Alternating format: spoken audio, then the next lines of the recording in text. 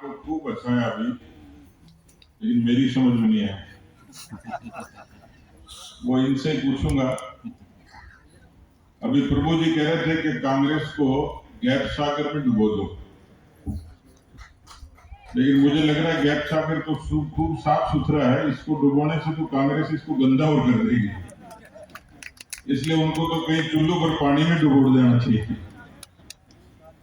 बोलिए भारत माता की, भारत माता की जय। भारतीय जनता पार्टी जिंदाबाद, जिंदाबाद जिंदाबाद, बीजेपी जिंदाबाद, जिंदाबाद जिंदाबाद, श्री नरेंद्र मोदी जिंदाबाद, जिंदाबाद जिंदाबाद, श्री जेपी नड्डा जिंदाबाद, जिंदाबाद जिंदाबाद, सतीश पूनिया जिंदाबाद, जिंदाबाद जिंदाबाद। तो आपकी जय होगी तो मेरी अपने आप ही हो जाएगी।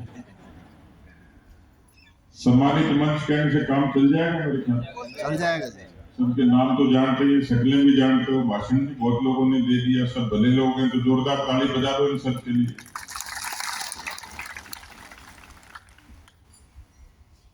सम्मानित मंच, उपस्थित माताओं बहनों, सम्मानित बुजुर्गों और नौजवान भाइयों,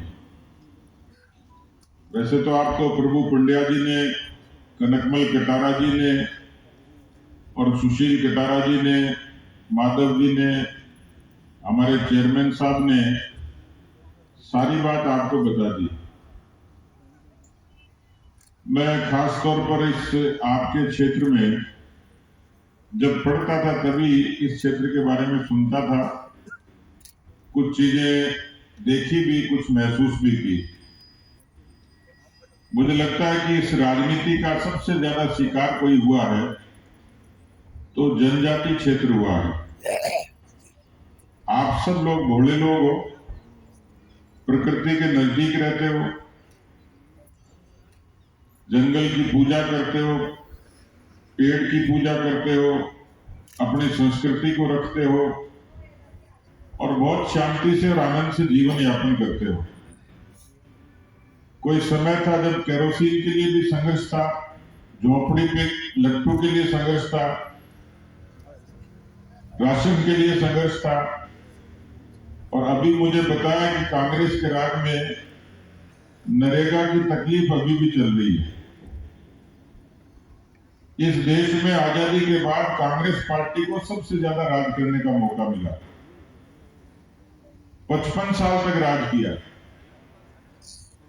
अब आप मुझे बताओ, 55 साल ज्यादा होते हैं या 8 साल?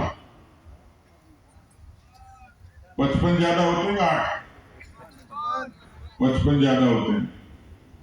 55 साल राज किसने किया? कांग्रेस ने। कांग्रेस ने 55 साल राज किया।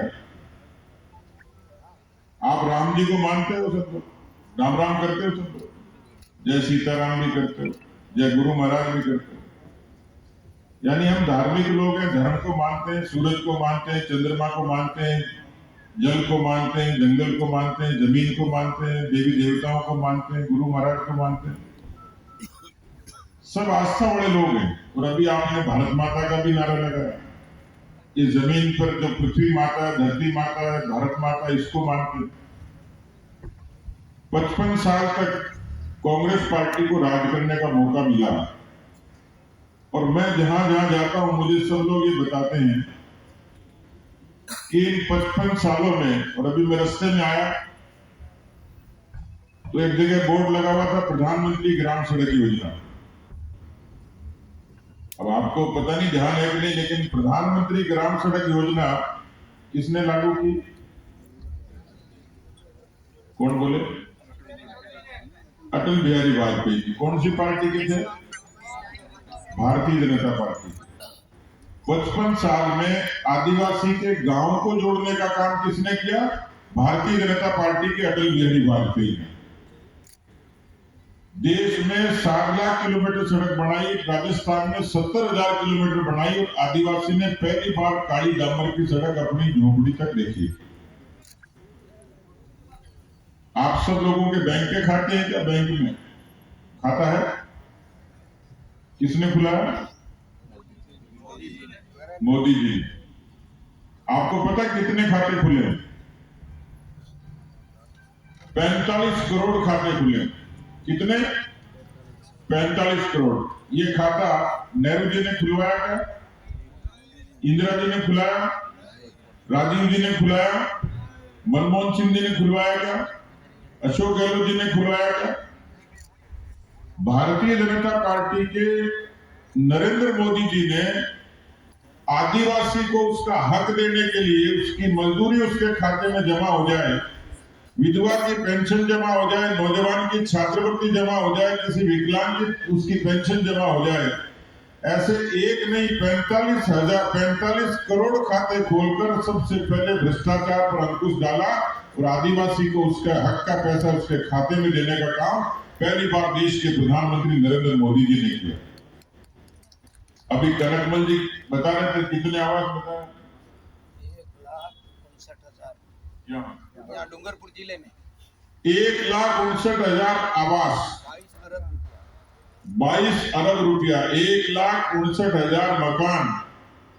हिंदुस्तान में 3 करोड़ मकान, और ये मकान कोई हमारे नहीं, ये गरीबों के हैं। ये वो लोग हैं जो झोपड़ी में रहते थे, वो आदिवासी जिसके सर पर छत नहीं थी। ये किसने किया? देश के प्रधानमंत्री नरेंद्र मोदी जी ने। लकड़ी से संघर्ष, धुएं से संघर्ष। देश में पहले कनेक्शन, सिर्फ गैस का कनेक्शन शहर के आदमी के पास होता था। 10 करोड़ से ज्यादा माताओं बहनों को गैस का कनेक्शन देने का काम किसने किया? प्रधानमंत्री मोदी जी ने किया। यहां छोटे किसान भी होंगे।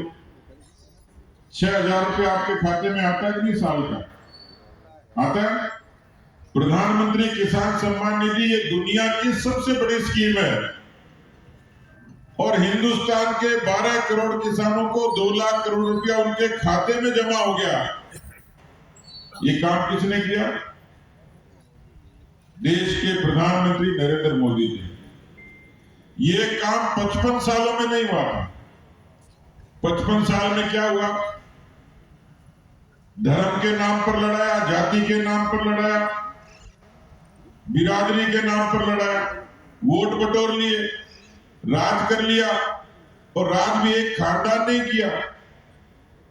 और उसके बाद भी जहां जहां उनकी सरकार है वो उधार की सरकार चलाती। ऐसे लोगों को पनपाते हैं जो आपकी संस्कृति पर हमला करते हैं, जो आपके धर्म बदलने पर मजबूर करते हैं, जो विदेशों से पैसा लाकर भोले भाले जनजाति के लोगों को बरगलाकर अपना धर्म, अपनी संस्कृति छोड़ने पर मजबूर करते हैं। 55 साल तक उन्होंने आदिवासी की झोपड़ी पर लट्टू नहीं दिया, इलाज नहीं दी, शिक्षा नहीं दी, मकान नहीं दिया, सड़क नहीं दी, बिजली नहीं दी। तो किस तरीके से वो जनजाति के भाइयों के वोट के हकदार हैं? उनके ही दूसरे किस्म के लोग हैं जो आपको अलग अलग नारे से अलग करना चाहते हैं, समाज से दूर करना चाहते हैं, तरक्की से दूर करना चाहते हैं, भाईचारे से दूर करना चाहते हैं। और इसलिए राजस्थान की जो 4 सालों में हालात बनी, मुझे पता नहीं आप तक खबर आती है कि नहीं आती, लेकिन चोरियां डूंगरपुर में भी होती होंगी, लूटपाट सरेआम सड़क पर डूंगरपुर के जिले में भी होती होंगी।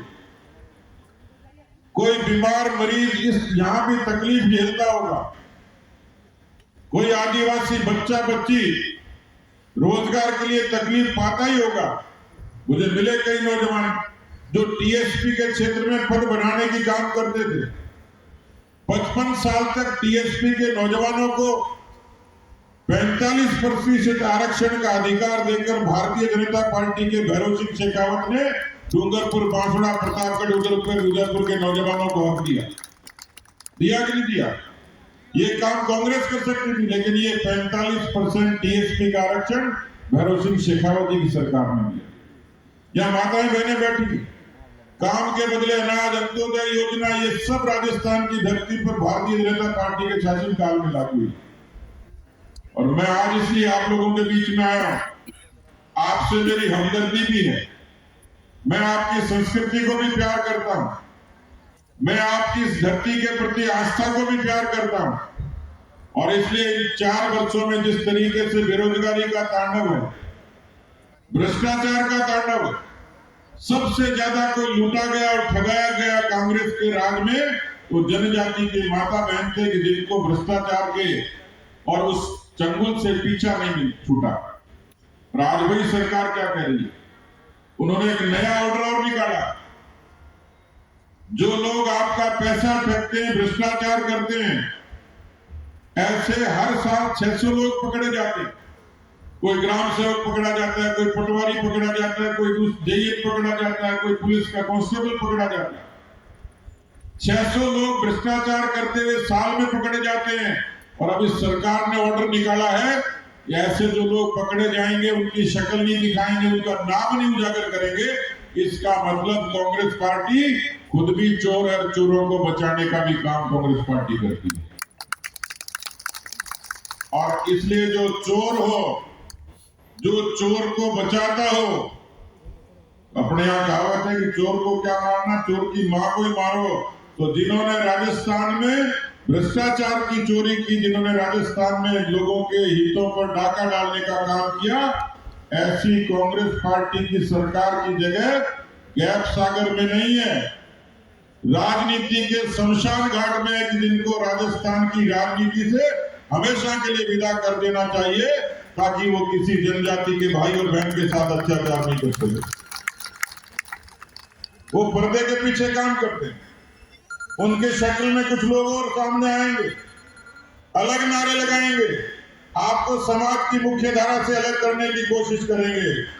लेकिन जनजाति के बहनों भाइयों, आपको समझना पड़ेगा, आप राम को मानते हो तो राम की महिमा किसने की? आपके नौजवानों के रोजगार की व्यवस्था किसने की? और ठीक कह रहे थे सुशील जी, आजाद भारत के इतिहास में दुनिया के सबसे बड़े लोकतंत्र में यदि कोई जनजाति की महिला राष्ट्रपति बनी है तो पहली बात नरेंद्र मोदी जी की पहल पर बनी है।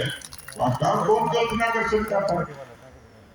50%, 33% आरक्षण, और खुद मोदी जी की सरकार में 11 से ज्यादा महिला मंत्री बनी है, 100 से ज्यादा महिलाएं सांसद हैं।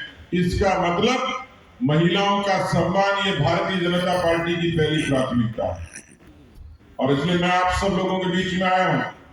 यहां चर्चा हुई बिजली की, ये कांग्रेस पार्टी ने अपने घोषणा पत्र में कहा था बिजली की दरें रेट नहीं बढ़ाएंगे, सस्ती बिजली देंगे, पूरी बिजली देंगे। लेकिन इस कड़ाके की ठंड में राजस्थान में रात को सिंचाई करते वक्त किसानों की हत्याएं होती, बेमौत मारे जाते हैं वो लोग। जो बेरोजगार नौजवान है वो संघर्ष कर रहे हैं रोजी के लिए। पेट काट कर कोई आदिवासी का भाई अपने बच्चे को पढ़ाता, परीक्षा की तैयारी करवाता होगा, और वो बच्चा जब पढ़ लिख कर परीक्षा के दरवाजे पर जाता है किसी स्कूल में, पता लगता है कि पेपर लूट लिया गया, पर्चा लीक हो गया। और पर्चा तभी लीक होता है जब सरकार लीक होती है। वो पर्चा लीक नहीं होता है, किसी नौजवान के सपने लीक होते हैं, किसी माँ बाप के सपने चकनाचूर होते हैं। और ये कोई सामान्य पाप नहीं है। ऐसी पाप के लिए ऐसी सरकार को ऐसा दंड देना चाहिए कि दोबारा वोट मांगने के काबिल भी नहीं रहे। राजस्थान के जो किसान, आप लोग भी खेती करते हैं, राजस्थान के 60 लाख किसानों को इन्होंने ये भरोसा दिया था कि हमारी सरकार आएगी, हम पूरा कर्जा माफ कर देंगे। यहाँ मेरे सामने कई किसान भाई बैठे होंगे, आदिवासी भाई, जो जिन्होंने कर्जा लिया होगा। मुझे बताइए किसी का कर्जा माफ हुआ होगा? हुआ क्या किसी का? ये उन्होंने कहा था 10 से गिनती गिनेंगे, कर्जा माफ कर देंगे। कर्जे की माफी की तो बात अलग है। 18,000 किसानों की जमीनें नीलाम हो गई, 200 से ज्यादा किसानों को आत्महत्या करने पर मजबूर होना पड़ा। और इसलिए नौजवान सरदारों, माताओं, बहनों, जनजाति के सम्मानित बुजुर्गों, भारतीय जनता पार्टी की जन आक्रोश यात्रा केवल पार्टी की यात्रा नहीं, ये जनता की यात्रा है। और जनता की यात्रा इसलिए है कि जनता यहां राज करे, हम लोग राज के लिए नहीं कह रहे। मुझे उस दिन खुशी होगी जब आदिवासी बहन और भाई पढ़ लिख कर अच्छे पदों पर बैठकर समाज की आंख से आंख मिलाकर बात करेगा, जब राजनीतिक रूप से उसकी ताकत बढ़ेगी, जब वह आपस में मिलकर भाईचारा होगा, इस क्षेत्र की जो बुनियादी समस्या है उनका समाधान होगा। और इसलिए हमने ये जन आक्रोश यात्रा निकाली है कि इस तरीके के जंगल राज के कुशासन की अराजक सरकार को उखाड़ फेंकने का 2023 के ये सही मौका है। मैं आप सब लोगों से निवेदन करने के लिए आया हूं, पार्टी के जितने मंच पर बैठे हैं, चाहे वो पार्षद हो, चाहे पंचायत समिति का जिला परिषद का सदस्य हो, चाहे चेयरमैन हो, चाहे प्रमुख हो, प्रधान हो, चाहे पार्टी का कोई पदाधिकारी हो, मंडल का अध्यक्ष हो, मैं देखता हूं किस तरीके से 365 दिन और 24 घंटे इस सरकार के खिलाफ लड़ने का काम करते हैं और लड़ाई आप लोगों के हक के लिए लड़ते हैं। और ये डूंगरपुर के इस गैप सागर की पाल पर मैं आप सब लोगों से आह्वान करना चाहता हूं। भारतीय जनता पार्टी केवल राज के परिवर्तन की पार्टी नहीं है। भारतीय जनता पार्टी सच्चे मायने में समाज में परिवर्तन का काम भी करती, रचनात्मक रूप से भी काम करती। कोरोना की लड़ाई में सरकार कहीं पीछे छूट गई थी, लेकिन गरीबों के आंसू पहुंचने का काम देश के प्रधानमंत्री नरेंद्र मोदी जी ने 80 करोड़ लोगों को निःशुल्क राशन देकर की और भारतीय जनता पार्टी के कार्यकर्ताओं ने इलाज में सहायता करके इस राजस्थान में रचनात्मक राजनीति की।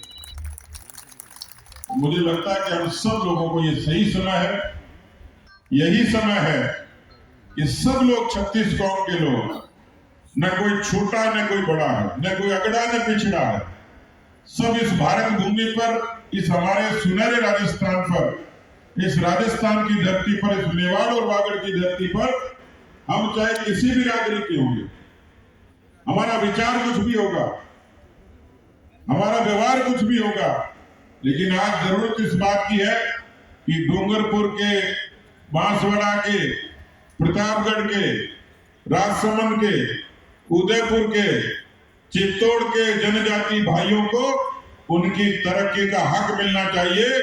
मैं एक जिम्मेवार पार्टी का जिम्मेवार कार्यकर्ता आप सब लोगों को ये भरोसा और विश्वास दिलाता हूं कि अब 2023 और 23 के बाद जनजाति के बहनों भाइयों की तरक्की के रास्ते खुलेंगे और आपका हक और अधिकार दिलाकर रहेंगे। ये भरोसा और विश्वास मैं आपको देना चाहता हूं। आप लोग इसी तरीके से आशीर्वाद बनाए रखें, इसी तरीके से सहयोग बनाए रखें। इस बात का जरूर भरोसा कीजिए, क्योंकि हमारे देश के प्रधानमंत्री ने जो कहा वो किया।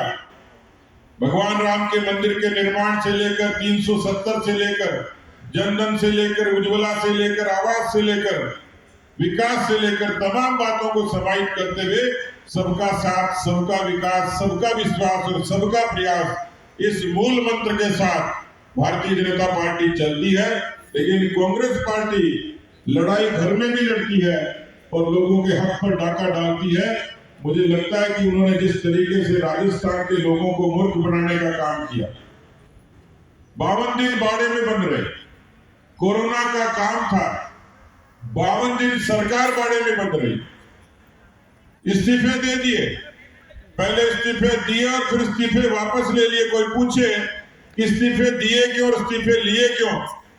यदि ईमान था, राजस्थान की जनता की सेवा का संकल्प था, तो 4 सालों तक राजस्थान में अपराध बढ़े, बेरोजगारी बढ़ी, भ्रष्टाचार बढ़ा।